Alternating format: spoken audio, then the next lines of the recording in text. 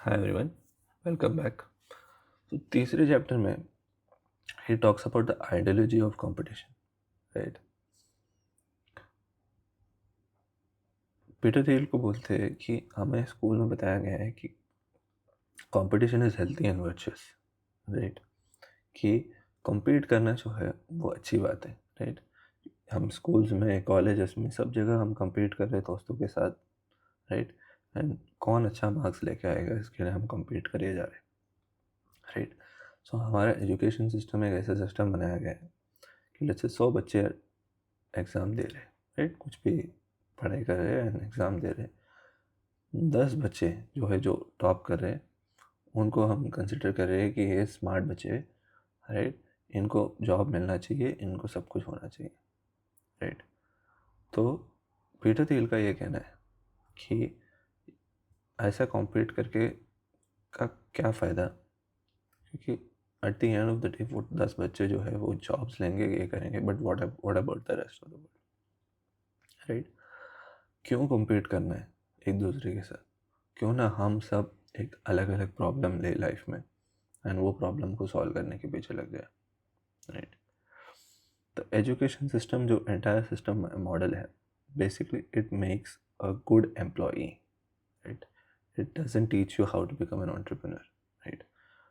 Entrepreneur मतलब तुम्हें, let's say अगर तुम बिजनेस चालू कर रहे हो, 90 to 95% ऑफ बिजनेसेस डाई सम और द अदर रीज़न। तुम्हारे बीच में लेट्स से तुम्हारा और फाउंडर का, तुम्हारे को फाउंडर्स के साथ झगड़ा हो गया, वो बिजनेस लेके चल दिए, ठीक है। तुमने डेट ले लिया बहुत, ठीक है, बिना तुमने जाने कि वो प्रोडक्ट बिकता भी है कि नहीं।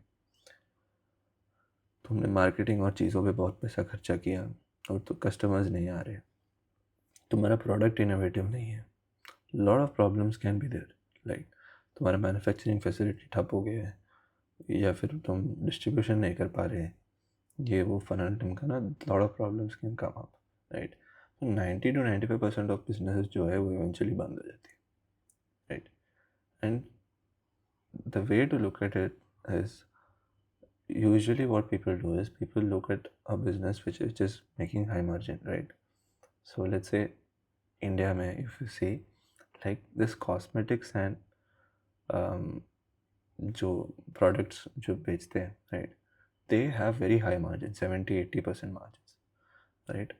तो lot of people will see that, oh भाई cosmetics को तो बहुत margin है, let's go there and build a business, क्योंकि even if you fail, ठीक है, even if you make stupid mistakes, you will make 10-20% return on your money, which is decent, ठीक है।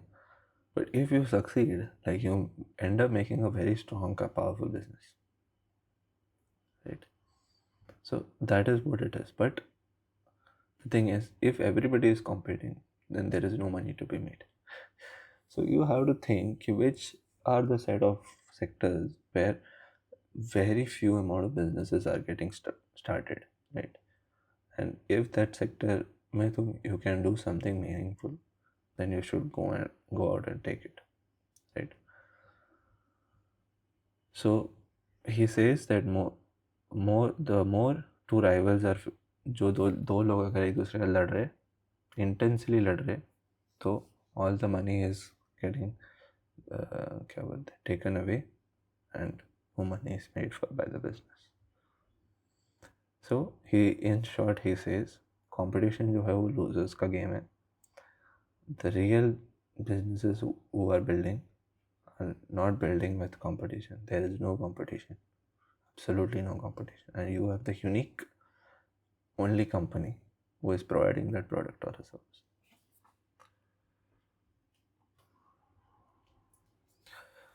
तो चैप्टर 4 ये है कि the last mover advantage. India में अपन बहुत बार ये सोचते हैं कि यार इसने बिजनेस चालू कर दिया, ये इसने तो ये कर लिया, देन मेरे पास तो एडवांटेज चले गया क्योंकि इसने ऑलरेडी ये कर लिया है। बट पीटर थियल जो है वो काफ़ी यूनिक चीज़ें कहते हैं कि you should not be the first mover, you should be the last mover. चाहे लेट्स से अगर कोई बिजनेस सेटअप कर रहा है, let him set the business, let him go and do marketing, to make the product and everything. You be the last guy and you get in, right? You see a lot of things, you study about कि उन्होंने क्या क्या क्या गलती हो रही है, क्या चीज़ें सही जा रही है, क्या गलत जा रही है, and basis that you enter into the market. इसका एक एग्जांपल लेते हैं. फॉर एग्जांपल ओला, ठीक है. Ola was the first mover, right. तो ओला ने क्या किया, पहले स्कूटर बनाए, राइट, एंड स्कूटर को हैवीली डिस्काउंट किया, राइट. हैवीली डिस्काउंट करके he was selling it, right, below, almost below its margins, like वो बना रहा था, and he is selling it, marketing कर रहे, बेच रहे. Lot of other company saw this, right, कि हमें इतना एक्सपेंसिव मार्केटिंग और प्राइस तोड़ के बेचने से कुछ होने वाला है नहीं, राइट. एक बार कस्टमर को समझ गया कि यार ये इलेक्ट्रिक स्कूटर जो है, अगर ये 1 लाख के नीचे मिलता है, will never come to buy the same product 1 lakh के ऊपर. यू विल से कि boss 1 lakh is the price, उससे महंगा मैं क्यों खरीदूंगा, right. But he was trying to change the perception कि नॉर्मल स्कूटर्स से अच्छा ईवी स्कूटर्स है, right. And he didn't have to do all this marketing and all this gimmick. His entire focus should have been कि I make a good product, I come up with new products every 6 months down the line, and how can I make a small profit out of this, right, become profitable. But because he was thinking of scaling, becoming big, selling a lot of scooters, right,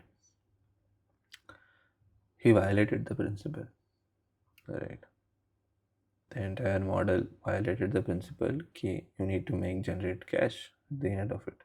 If you are burning cash, you cannot keep on burning cash for a long period of time. So eventually the business has to think and say, I need to become profitable, right? I need to make, अगर मैं 10 रुपये का सामान बना रहा हूँ तो मुझे मैं 12 रुपये कमा के जा रहा हूँ, राइट. सो अगर मैं स्कूटर बना रहा हूँ 25,000 या 1 लाख का, तो मैं 1,10,000, 1,20,000 का मैं बेचूँ, 10-20,000 रुपये मैं पर स्कूटर कमा रहा हूँ, राइट.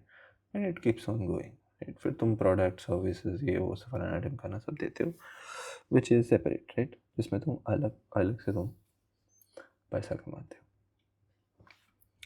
सो बेसिकली क्या है कि लेट्स से अगर एक सेट ऑफ बिजनेसेस हैं एंड कोई और घुस रहा है उसमें with 10x the better technology than the previous guy, right?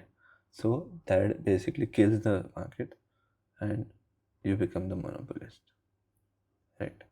So he talks about a lot of things कि कैसे economies of scale बनाते हैं, कैसे branding करते हैं और कैसे मोड बनता है, right? इंडिया में तुम देखोगे, इंडिया में बहुत से लोग हैं जो ब्रांड करके ब्रांड बनाए जा रहे हैं, right. And many of the brands जो है इवेंचुअली गायब हो जाती है क्योंकि they are not providing a unique better experience, right. So basically उसका कहना यह है कि you need to take a small niche, try to dominate the niche and go through adjacent circles कि तुम वो नीश के बाद, उसके बाद थोड़ा बड़ा वाला, उसके बाद थोड़ा बड़ा वाला, and you keep on going, right. So Amazon started with books, PayPal started with eBay parcels. तो अमेजोन जो है वो बुक से शुरू किया उन्होंने और अभी it has become an enormous business. PayPal जो है वो ईबे से स्टार्ट हुआ and it became a very big business. The best time to start a business is when others think it's too early, right. So basically let's say अगर कोई बोलता है तुम्हें कि यार ये सेगमेंट तो अभी इतना मैच्योर हुआ नहीं है, so let us wait for some time, ठीक है, that means that it's a fabulous business because you are making a product or a service well before then anybody else in the market is really thinking about it, okay. And that is you will say कि भाई वो first mover हो गया ना फिर तो, but नहीं यार, मतलब let's say already set business है जो चल रहा है, बट तुम लास्ट में आ रहे हो और तुम एक नया तरीका लेके आ रहे हो, राइट. तो तुम बेसिकली वो पहला वाला जो ऑलरेडी निकल चुका है अपने रास्ते पे एक सेट ऑफ थिंग्स लेके, उसको अभी वो डाइवर्ट करने में टाइम जाएगा, ठीक है. तो you are the best set of, क्या बोलते हैं, you are way ahead of all the competition. So ये था चैप्टर 4. मिलते हैं अभी चैप्टर 5 में. ठीक है, बाय बाय.